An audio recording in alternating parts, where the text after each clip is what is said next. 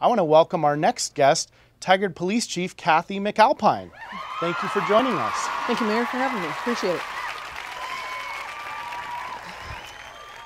What do you think when you watch that Maywalking video and you've got people, you know, what was the range there? Was like 15 to 100 officers? What's your reaction to that? You know, in some ways you want to chuckle and laugh because it is so far out there. But it's right? also not so funny. But it's not, because I too have been out in the community doing that outreach, and I have heard the same projections from 25 to a very straight-faced 100 officers. And so, which is great that the community feels safe and they think that we're out there. And for all those criminals out there, I hope you still think there's 100 officers out there, but that's not the reality. At least 40% of the time, we're really only at 3 officers or 4, and as you alluded to, when there's 2 major incidents, sometimes we cannot control both scenes at the same time, and that becomes a huge challenge. It's not safe to do so, right? No, it's not, because you cannot. You need your backup when those priorities. You should not go head first, but sometimes those life safety issues require us to, and that's not a sustainable method for doing that. I also was a little concerned as I did a ride along. You know, I had Officer Wakeham on last year, and she asked me to go on a ride along, and I agreed to do that, and I did.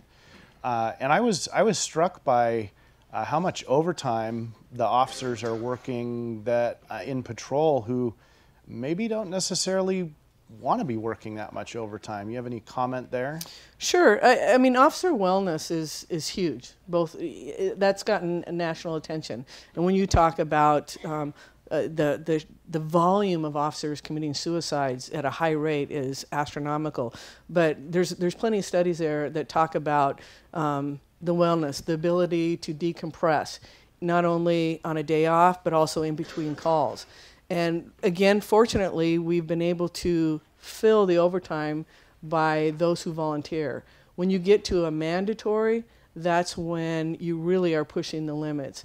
And it's far more healthier for our officers to be able to have their proper days off, the proper time in between calls. Because you can imagine, if you went to a very traumatic incident, maybe a child was injured or you lost a loved one, and we cannot have the time to, we've just taken in all that emotion, we've controlled the scene, and now I have to go right here to a burglary. And okay, it's not a life safety issue, but it's very, very important to that homeowner who feels violated, and the officer may not be as empathetic or may just be trying to get the information. And so, well, they're tired at the. I noticed they were tired at the end of the shift.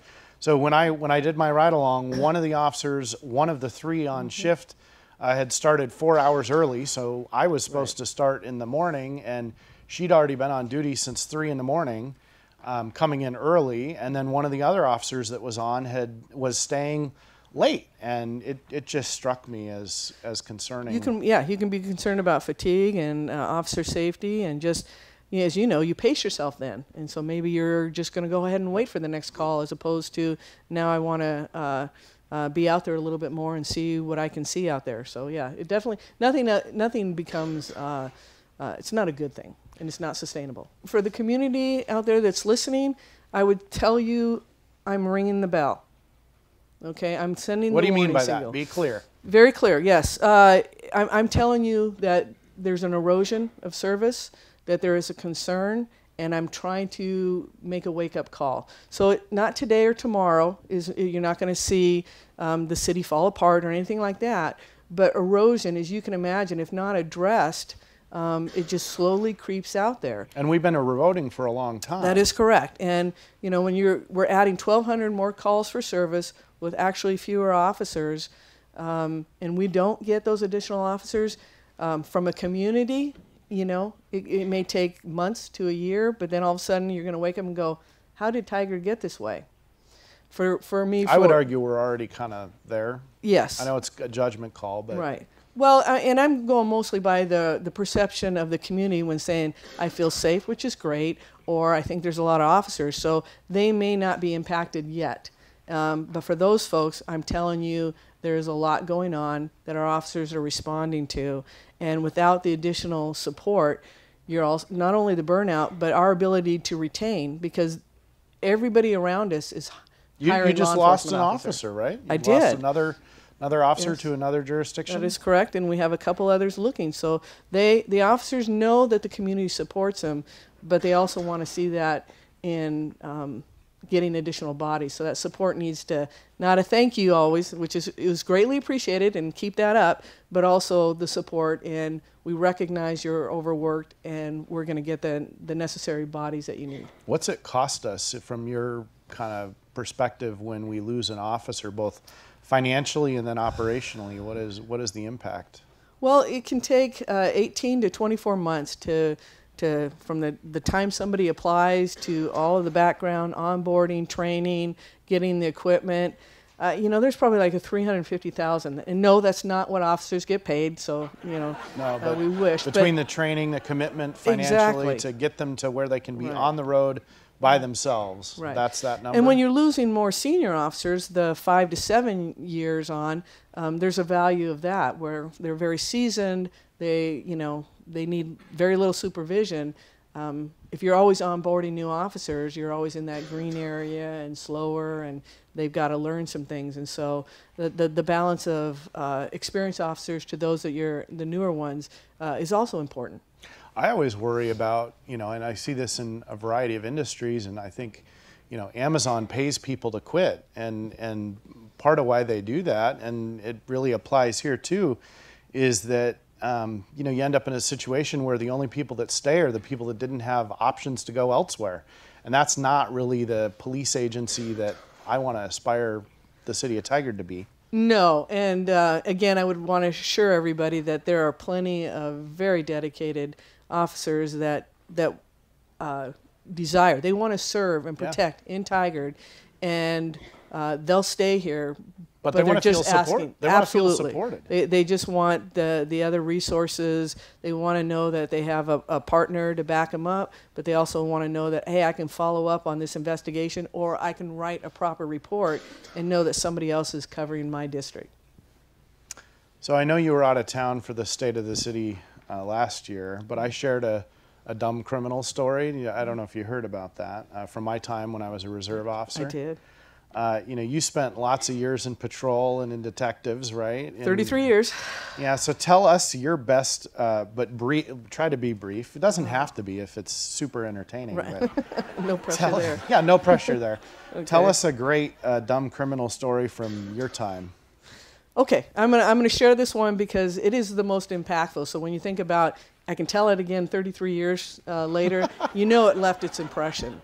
So in Tacoma, East Side, lot of shootings, a lot of gang activity. But my partner and I, we were called to just a noisy party, parking problem. No problem. We're just rolling. That's how it came in. That's how it came in. Noisy party, parking problem. Yes. Okay. And as we're Seems kind of benign. It is, but as we're driving, then we hear that now it's kind of escalated, and the homeowner's out in front yard, and now we're hearing shots fired. Oh, getting serious quick. It is, and so we're responding a little quicker now. We get there, the neighbors say, yeah, the guy in that house, he just shot some fire, shot his gun up in the air. Okay, and again, it's just my partner and I. So we go, knock on the door, fatal funnel, so we're kind of beside the porch. Hold on, you got to translate fatal funnel. Okay, in the door. I know what you're meaning, but yeah, you don't want to stand in front of the door. Yeah. And so we're standing on the sides, and he opens the door, and he goes like this to the side. It's the side I'm on. I can see that there is a pouch, something of that nature. So I tell my partner, he may be reaching for a gun. He sees us, tries to back out into the house. We obviously don't want him to shut the door on us, so we tackle him. We get him under control. You do the usual, tackle him, take him down. But the concerning part was when the dust settled, we find out that it is a mini Meg light, a black mini Meg light.